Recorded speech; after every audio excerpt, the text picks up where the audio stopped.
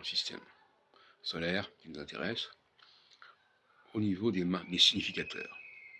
Saturne étant un prometteur et pas un significateur. C'est Mars, Vénus, Mercure, Jupiter. Alors, Mars et Vénus, dans la mythologie, sont liés. Ils sont des époux, des amants. Et Mercure, Jupiter également est lié, Mercure étant le messager de Zeus. Hermès, Zeus.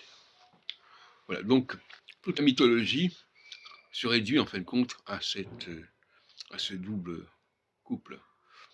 Et on retrouve ça dans les dispositifs des domiciles des planètes, puisque Mercure est en Gémeaux, Jupiter est en Sagittaire, Mercure est en Vierge, Jupiter en Poisson, Vénus est en Balance, Mars est en Bélier, Vénus en Poisson. Mars est en... Voilà, Vénus est en Balance. Donc, ça se réduit à ça. Tout se réduit d'ailleurs. Tout à l'heure, j'en parlais à propos du zodiaque. Le zodiaque se réduit à un seul cadran de 90 degrés, comme dit Hébertin. Et ces cadrans de 90 degrés, évidemment, il faut le diviser en deux parties. En fait, j'en ai parlé. Le triangle septennal, 45 degrés pour la phase Dine, la phase Récède d'abord, la phase Dine ensuite. La phase Dine est un dépassement de la phase Récède. La phase Dine est un nouvel ordre qui s'impose et qui se surimpose à l'ordre ancien qui est celui de Récède. Et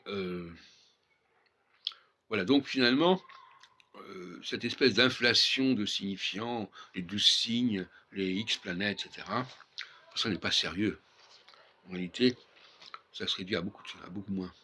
Et les Allemands, enfin, en tout cas, la cosmobiologie de Hébertin va dans ce sens. Elle est très différente d'ailleurs de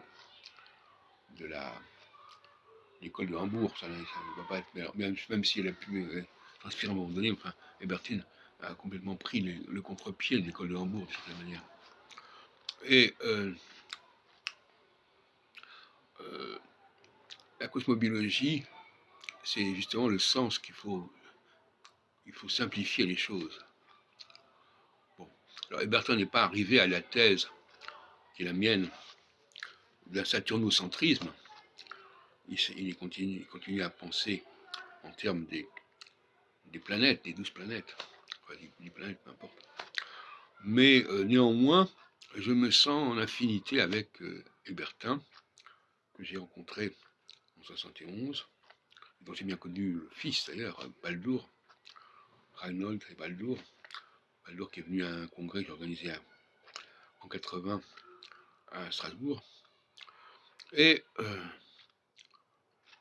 voilà, donc là, je crois que l'école allemande est beaucoup plus intéressante que l'école française au niveau de la pensée astrologique. Et que Hébertin est beaucoup plus important que Barbeau.